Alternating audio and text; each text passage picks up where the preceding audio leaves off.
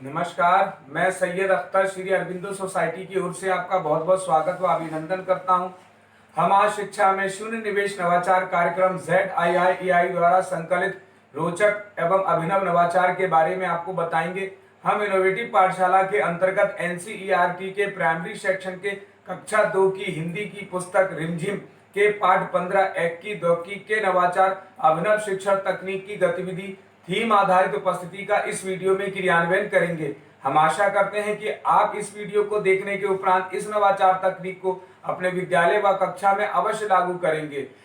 इस पाठ को ZIIEI के कई नवाचार गतिविधियों से पढ़ाया जा सकता है, परंतु आज हम इसे थीम आधारित उपस्थिति से समझेंगे। तो आइए पाठ का सार समझते हैं। प्रस्तुत पाठ एक्की दोक्की दो बहनों की ऐसी कहानी है जिसमें उनका नाम उनके बालों की संख्या के आधार पर पड़ा है। इसमें अच्छाई के दया और नैतिक मूल्य के बारे में बताया गया है।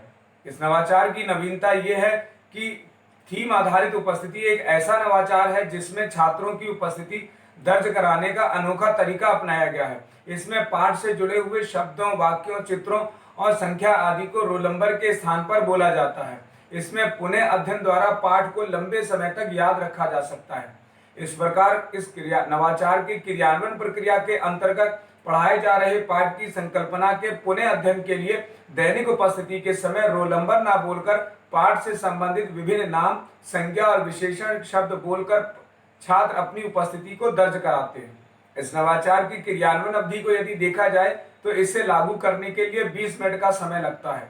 साथ ही पूर्व प्रबंधन के लिए शिक्षक को किसी भी प्रकार का कोई पूर्व प्रबंधन नहीं करना पड़ता है, परंतु शिक्षकों को कुछ निर्देशों का पालन अवश्य करना पड़ता है। जैसे शिक्षक इस बात का ध्यान रखेंगे कि उपस्थिति के लिए जो विषय वस्तु निर्धारित की गई है उसकी थीम पाठ के कॉन्सेप्ट पर ही आधारित होनी चाहिए। शिक्षक छात्रों की उपस्थिति क्रमानुसार ही लेंगे। छात्र भी कक्षा में शांति और अनुशासन को बनाए रखेंगे। इस प्रकार पुनः अध्ययन एवं क्रियान्वयन प्रक्रिया के अंतर्गत कक्षा में उपस्थिति के द्वारा संज्ञा शब्द बोलकर पाठ की जानकारी को छात्र दोहराते हैं। आइए इसे उदाहरण से समझते हैं कि इस नवाचार को कैसे लागू किया जाता है। शिक्षक सबसे पहले किसी छात्र का अनुक्रमांक पुकारेंगे। जैसे शिक्षक बोलेंगे अनुक्रमांक 1 राम, तब अनुक्रमांक 1 वाला छात्र अपने स्थान पर खड़ा होगा और पाठ के कॉन्सेप्ट के आधार पर संज्ञा शब्द बोलेगा। जैसे छात्र बोलेगा एक्की, गाय, मेहंदी। इस प्रकार अनुक्रमांक 2, 3, 4, 5, 6 व अंत तक के सभी छात्र अपने अपने स्थान पर खड़े होंगे और पाठ के कॉन्सेप्ट के आधार पर अपनी उपस्थिति अपनी बारी आने पर दर्ज कराते हैं।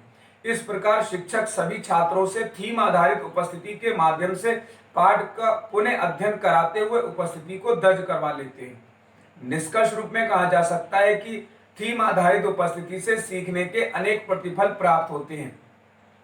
जैसे विभिन्न उद्देश्यों के लिए अपनी भाषा तथा स्कूली भाषा का प्रयोग करते हैं, देखी सुनी बातों से कहानी कविता के बारे में बातचीत करते हैं, संज्ञा आदि शब्दों से जानकारी को दोहराते हैं।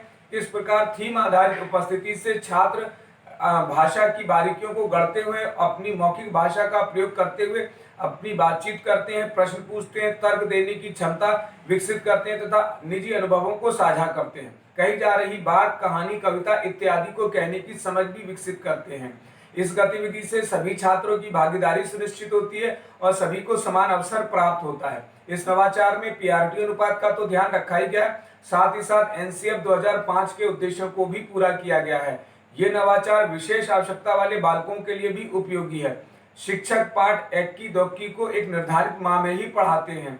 इस प्रकार इस नवाचार से छात्रों में गहन सोच के साथ आत्म जागरूकता, सृजनात्मकता के साथ पारस्परिक संबंधों के जीवन कौशल मूल्य का विकास होता है। ये नवाचार वास्तव में एक अभिनव नवाचार है। ये नवाचार आपको कैसा लगा हमें जरूर बताएं। हम ऐसे कई दिलचस्प नवाचार आपके लिए लाते रहेंगे।